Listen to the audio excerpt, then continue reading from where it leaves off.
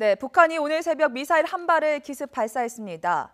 새 정부가 출범한 지 나흘 만에 도발. 어떤 의도가 있을까요? 김용현 동국대 북한학과 교수, 김주환 YTN 정치안보 전문기자와 알아보겠습니다. 두 분 안녕하세요.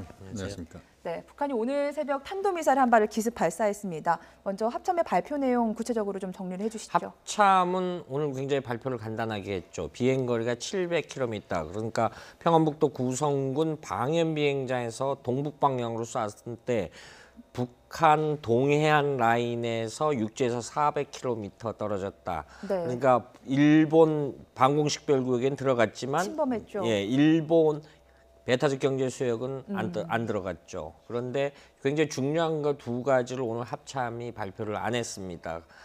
고도와 고각과 비행 고도와 각도. 이걸 네. 안 했는데 일본 발표를 참고를 하면은 2,000km 이상 올라갔다. 그러니까 30분 이상 비행을 했다라는 거죠. 네. 그리고 지금 고각 발사를 했다. 이걸 합산을 해볼 때 여러 가지 전문가들의 의견을 보면은 4,500에서 6,000km를 실제 상황에서 날아갈 수 있는 거리를 했다. 그러니까 지금 고각 발사, 높이 발사를 했는데 그걸 정상적인 궤도로 낮춘다면은 실제로는 4,500km까지 원래 날아갈 그 수 추력을 있는 제일 거니까. 많이 하기 위해서는 네. 30도에서 45도 그 정도로 해야지만 미사일 추력을 가장 엔진 추력 효율적으로 말씀하시죠. 한다라는 거거든요. 네. 그러면은 굳이 ICBM이라고 확정할 수는 없지만 ICBM에 버금가는 미사일을 했다. 네. 일본 방위상도 신형 미사일이다라고 기자들한테 이야기를 했죠. 네, 보통 사거리가 5,500km 정도가 되면 ICBM이라고 판단하는데 네. 오늘 발사한 미사일에 대해서도 ICBM일 가능성이 높다라는 분석도 나오고 있습니다. 네, 그 부분은 좀 신중하게 봐야 될 부분이 있는데요. 네. 지금 말씀하신 것처럼 4,500에서 한 6,000km 정도까지 날아갔다. 그러면 조금만 추력을 늘리면 ICBM급에 도달할 수 있다. 이렇게 볼 수는 있습니다. 네. 예를 들면 최근 들어서 한 8,000에서 1만 킬로 정도 사거리가 되면 ICBM으로 우리가 대체로 인정하기 때문에 북한이 이번에 추력을 좀 낮춰서 그러니까 추진할 수 있는 힘을 좀 낮춰서 그렇게 이번에 고각 발사를 했다면 만약에 추력을 더 높이면 이것은 ICBM까지도 도달할 수도 있는 네. 그런 수준까지 갈 수 있다. 이렇게 본다면 지금은 조금은 상황을 좀 내일까지 좀 더 북한 발표까지 좀 지켜보면서 좀 더 신중하게 결론을 좀 지어야 될 것 같습니다. 만약에 ICBM이 맞다면 미국 본토까지 사정권에 들어가는 셈인데 미국의 발표는 어땠습니까? 지금 이제 만약에 미국 본토까지 오늘 발사한 미사일이 4,500에서 6,000km 정도까지 날아가고 약간의 추력을 더 붙인다면 하와이 정도까지는 날아갈 수 있다 이렇게 볼 수 있습니다. 미국 서부까지 도달하려면 뭐 거의 9,000에서 1만 킬로 정도까지는 그 거리가 나와야 되기 때문에 그렇게까지는 보기는 어렵고요.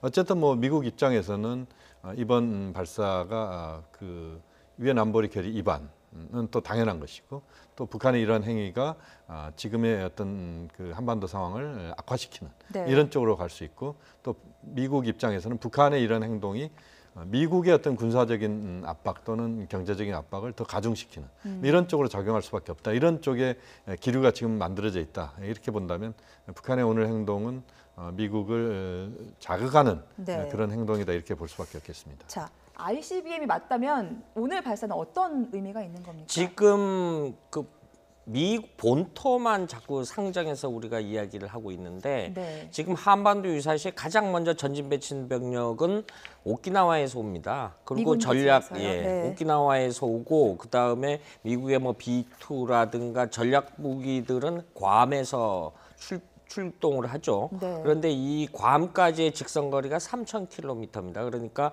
북한이 한반도에서 만약에 전쟁을 일으킨다라고 하면 북한의 최대 역적은 미군의 증원 전력이 오는 것을 차단하는 목적이 있거든요. 그러니까 오늘 성공을 했다라고 하면은 증원 전력의 발진 기지인 오키나와와 괌을 차단할 수 있는 효과가 있다 이렇게 설명할 수 있는 거죠. 네. 그런데 사실은 북한이 미 본토를 겨냥하는 것은 실질적으로도 위협 강도를 높이는 이유 중에 하나는 북미 협상을 하자라는 그런 의중도 밑에 깔고 있거든요. 그러니까 어찌 됐든 간에 지금 발사한 거는 굉장히 나름대로 자기들로서는 파급력을 조절했다라는 측면이 없지 않아 있어요. 네. 근데 내일 북한이 관영 매체가 과연 과거처럼 무조건적으로 대대적으로 성공했다고 발표를 할지 이 어떤 발표 내용도 좀 어느 정도 수위를 조절할지 두고 봐야 되겠습니다만은 기본적으로 오늘 미사일 발사한 거는 우리 문재인 대통령이 첫 NSC를 주재하면서 엄중한 경고를 했듯이 네. 이건 쉽게 그냥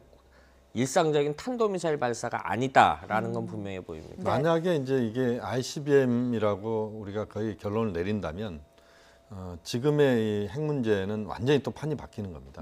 앞으로 그러니까 대북 정책까지 저희가 좀 그렇습니다. 짚어봐야겠군요. 예, 그래서 이제 실질적인 북미 관계가 이제는 그런 대화 협상보다는 거의 파국적 상황 직전까지도 갈 수도 있는 이런 차원에서 본다. 미국으로서는 굉장한 그 북한에 대한 압박을 가할 수밖에 없는 네. 그런 상황이 될 수밖에 없다. 네. 그렇게 볼 수 있습니다. 또 오늘 도발은 문재인 정부 출범 나흘 만의 도발이었습니다. 이게 어떤 의미가 있는 건지 아니면 의미를 두지 않아도 되는 건지 해석이 분분한데 왜 하필 이 시점이었을까요? 어제 최선희 그 미주 국장이 노르웨이에서 되돌아오는 길에 그랬죠. 네. 미국과는 여건이 되면 대화를 대화할 하겠다. 수 있겠다. 그런데 문재인 정부와는 지켜보겠다라고 했습니다. 지켜보기 위한 카드를 던졌다 이렇게 정치적으로 해석할 수 있을 것 같아요. 그런데 네. 반응이 어떻게 나올 것이냐. 그런데 굉장히 강도 높게 나왔죠. 그 근거 중에 하나가 지난 11일 날 북한 관영 매체들이 대통령 선거 직후에 이례적으로 더불어민주당 문재인 후보 득표율이 41%까지 다다랐다고 발표를 했고요. 당시 그 조선중앙통신 같은 경우는 남조선 표현이라는 대신에 한국이라는 표현을 썼습니다. 이 말은 과거에 김대중 정부, 노무현 정부 때 자기들한테 좀 더 유화적으로 생각할 수 있을 때는 관심 표명을 많이 했는데 그렇게 했는데 그 연장성산에서 자기들 나름대로의 카드를 내밀어서 굉장히 뭐 대화하자 이런 판국으로 나올 줄 예상을 했었겠죠. 그런데 의외로 지금 대통령의 취임사야 기조에서도 여건이 완성되는 한 북한이 네. 오판하지 않도록 하겠다라는 명확한 메시지를 보냈거든요. 다시 공은 북한에 넘어갔다 이렇게 정리할 수 있을 것 같습니다. 북한이 이 우리의 메시지에 대해서 어떻게 반응할지를 좀 더 지켜봐야 되겠죠. 네, 우리의 대화는 전제 조건이 붙었습니다. 북한의 네. 태도 변화가 있어야. 어쨌든 문재인 대통령은 오늘 이 미사일 발사 소식을 전해 듣자마자 국가안전보장회 NSC를 소집했습니다. 네. 대응에 대해서는 어떻게 보십니까? 오늘 대응은 적절했다고 봐야 됩니다. 두 가지 측면을 봐야 되는데요. 하나는 이제 지금 그 우리 정부가 지금 애매하게 구성이 돼 있습니다. 지금 새로운 그 대통령이 탄생을 했는데 네. 내각과 지금 안보실 또 전체적인 외교안보 라인은 박근혜 정부의 인사들입니다. 아직 그렇습니다. 인선이 그렇기 때문에 마무리되지 않았죠. 굉장히 네. 좀 혼선이 있을 수 있지 않느냐 하는 우려가 있었는데 오늘 대응을 보면 문재인 대통령이 NSC 상임위원을 소집해놓고 또 그 박근혜 정부의 인사들, 그러니까 안보실장을 비롯해서 국방장관 뭐 이런 사람들, 통일부 장관이 다 같이 참여하면서 그 북한의 장거리 미사일 발사 또는 이번 미사일 발사에 대응하는 모습을 보였다. 이런 점에서 의미가 있다 이렇게 봐야 될 것 같고요. 네. 또 하나의 측면은 이번에 보면은 그 문재인 대통령이 북한의 그러한 행동에 대해서는 단호한 그런 입장을 표명했습니다.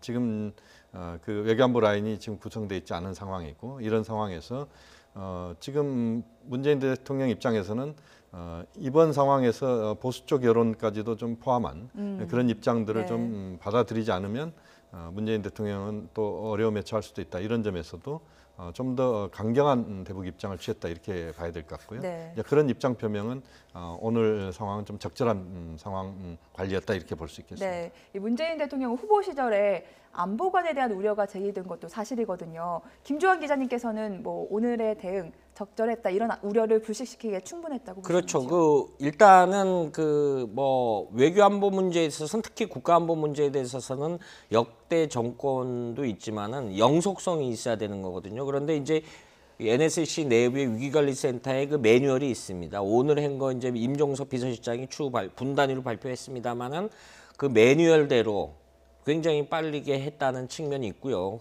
과거에도 물론 그렇게 했습니다만은 오늘은 이제 발표를 했고 대통령까지 그 이 분단위까지 발표한 거는 두 가지 측면이 있죠. 대외적으로는 북한에 대해서 엄중한 경고가 있고 또 하나는 지금 말씀하셨던 그런 어떤 국내적으로는 그 우려를 불식시킬 수 있는 그래서 국민들 불안하지 마라. 그리고 각 부처 장관들한테 역시 그 외교적으로도 대응 방안을 마련하고 국내에서도 여러 가지 국민들이 불안해하지 않도록 조처를 해라라고 지시를 내렸지 않습니까? 네. 이런 어떤 다각적으로 오늘 지시를 냈다 이런 측면에서 굉장히 의미가 있다라고 봅니다. 네, 월스트리트 저널인가 해외 언론에서 문재인 정부의 대북 정책을 두고 그 노무현 참여정부 시절에 햇볕 정책을 따서 달빛 정책이 되지 않을까라는 네네. 전망을 한 적도 있었는데요. 네네. 그렇다면 오늘 발사로 대북 정책 기조는 좀 달라질까요? 그렇게까지 가지는 않을 겁니다. 그러니까 지금 문재인 대통령의 정책이 오늘의 미사일 발사 한 번으로 확 바뀐다 이렇게 보기는 어려울 것 같고요. 네. 다만 이제 보면은 지금의 국면에서 문재인 대통령이 북한 핵 문제나 이런 것이 어느 정도 좀 해결이 되는 과정에서 그 과정에서 남 관계를 개선시킬 수 있다. 이런 또 입장을 갖고 있기 때문에 지금의 상황에서 그런 큰 기조는 그렇게 그 한 번의 미사일 발사로 바뀌지는 않을 것이다.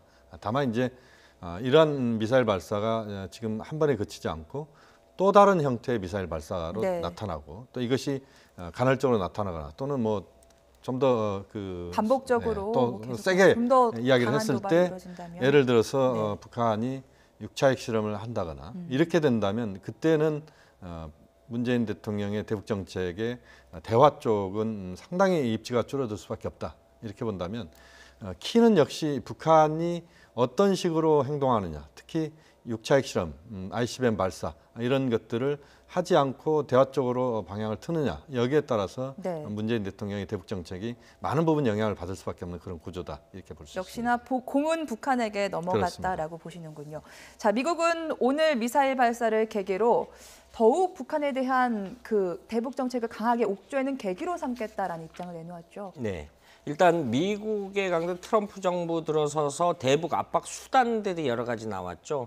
뭐 중국을 통한 압박, 외교적으로 북한을 고립시키고 네. 그다음에 군사 옵션까지 포함한 이제 대북 으름장을 놓고 있는 상황이죠. 이런 상황이고 그러니까 수단들이 나왔습니다. 그런데 우리는 기본적으로 구체적으로 대북 정책이 아직 마련되지 않았습니다만은 네. 물론 압박을 통해서 대화의 장으로 나오겠다. 이 거시적인 측면에서 트럼프 정부가 갔죠. 그런데 우리는 구체적으로 압박 수단을 아직 언급이 없었습니다. 뭐 공약집에는 작게 있습니다만은 새로운 이제 용어가 정립했는데 이런 부분에 대한 어떤 궤를 같이 하자라는 촉구가 될 수 있겠죠. 그런데 오늘 트럼프 대통령의 발언을 보면요.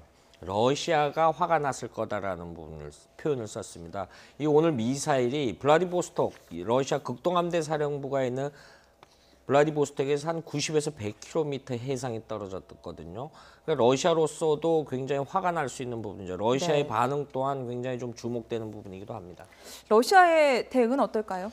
지금 이제 그 러시아의 대응에 대해서 우리가 오늘 주목할 만한 그 내용이 하나 있었습니다. 네. 뭐냐면 시진핑 주석과 푸틴 대통령이 베이징에서 오늘 회담을 했습니다. 마침 만나던 차였죠. 그렇습니다. 네. 1대1로 정상 포럼에 지금 그 푸틴 대통령이 왔거든요. 이러면서 오늘 회담이 있었는데 거기에서 무슨 이야기가 있었냐면 긴장 고조의 우려를 표명한다 이런 이야기를 했습니다.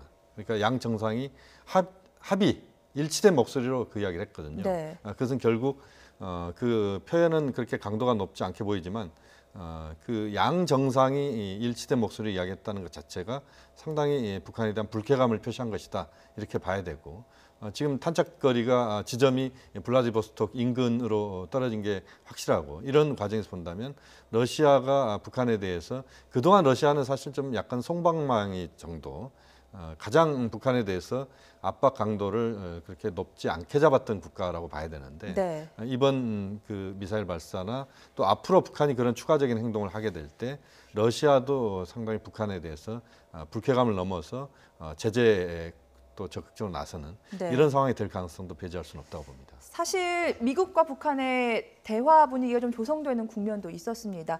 트럼프 정부 들어서 계속해서 채찍만 내세운 게 아니라 당근도 있었거든요. 네. 대화 제의라든지. 앞으로 이런 국면은 어떻게 풀릴까요? 일단 그 북한이 어떤 방식으로 나오느냐 지금 압박을 통해서 북한의 압박 그 대화 출구로 나오고 있는데 네. 북한은 오늘 행동으로 봐서는 그 협상이나 대화는 전술적인 측면인데 변화가 있는데 자기들 입장에서 볼 땐 핵 억지력이 가장 중요하거든요. 왜냐하면 체제 영속도 해야 되고 이런 측면에서 이것을 놔야 되는데 내부적으로 굉장히 많은 토론할 개연성이 크죠. 근데 두 가지 측면에서 볼 수 있겠죠. 어제 최선희 발언이 오늘과 어떤 의견 조율이 되어서 나온 발언은 아닌 것 같고요. 최고인민회의에서 외교위원회도 부활을 했지만 일단 북한 내부에도 대화론자가 있을 수도 있습니다. 대화론자가 네. 있을 수도 있고 그런데 이런 군부의 어떤 이런 그 핵능력 고도화를 지속적으로 해야 된다라는 어떤 군부의 강경파도 있을 수 있고 그런데 우리가 북한이 대화라는 얘기를 역제했을 때 북한이 대화의 장에 나선다 이거에 대한 주의할 점이 타임테이블을 정해야 된다고 봅니다. 스케줄을. 네. 과거에는 무조건 대화를 위한 데에서 무조건 영속성을 갔는데 태영호 공사가 얘기했듯이 그 뒤로는 핵 개발을 했다라는 거죠. 이 부분에 대해서 어떤 대화의 장을 마련할 때도 스케줄을 정해야 된다라고 봅니다. 이 주변국들이 이런 부분이 해서 역시 이런 부분까지 북한한테 다시 역제의할 필요가 있다라고 봅니다. 그렇다면 그 대화할 수 있다는 발언이 북한의 최고 권력자 그러니까 이 김정은과의 교감이 없는 발언일 수도 있다라고 보시는 아니죠. 거죠? 그 군부하고 했죠. 그 최선희 외무국장은 굉장히 그 북한 외무성에서 굉장한 실력자고 이른바 김정은 백두 혈통의 어떤 이른바 그 본심을 잘 이해할 수 있는 외교 라인이기 때문에 저렇게 그 1.5 트랙 반민반관회의 오슬로까지 보내고 그러는 인물이죠. 네. 앞으로 미국의 역할이 굉장히 북한과의 역할을 또 대화에선 중요하기 때문에 네. 이 부분은 또 김용현 교수님 어떻게 보십니까? 지금 이제 미국은 두 가지 트랙을 우선 갖겠다. 그러니까 압박에 방점을 두면서도 네. 대화도 할 수 있다는 것이고 또 최선희 국장 이야기도 보면은 여건이 조성된다면 북한도 미국과 대화할 수 있다는 이야기고. 그러니까 대화는 할 수 있다는 것은 지금 공통의 지금 분모가 됐습니다. 다만 이제 문제는 뭐냐면 그 여건이 어떤 것이냐 하는 것이고 미국 입장에서는 북한의 이러한 오늘 같은 미사일 발사가 반복적으로 이루어진다면 그것은 대화하지 말자는 거다 이렇게 나오는 것이고 북한 입장에서는 이런 간헐적으로 이런 미사일 발사나 이런 것들을 통해서 자신들이 대화할 때 뭔가 협상력을 높이는 그런 카드로 이런 것을 활용하겠다 이런 차원이기 때문에 아직도 접점을 찾는 데는 좀 더 시간이 걸리는 부분이 아닌가 네. 이렇게 본다면 미국이 지금의 강경 행보를 완전히 접고 대화 쪽으로 바로 나설 가능성은 그렇게 높지는 않다고 봐야 될 것 같고요. 역시 이제 중요한 것은 우리 정부가 새로운 정부가 지금 출범을 하고 있는데 네. 미국과의 그런 채널을 빨리 확보를 하고 또 중국 지금 시진핑 지도부와의 채널도 빨리 확보를 하면서 한미 중의 협력 속에서 지금의 북한 문제를 종합적으로 보는 또 그걸 통해서 한미중이 적절하게 북한에 대한 설득과 압박을 해나가는 이런 차원의 노력이 빨리 좀 정리가 될 필요가 있다. 이런 점에서 외교안보 라인도 빨리 지금 정리가 될 필요가 있다고 봅니다. 네.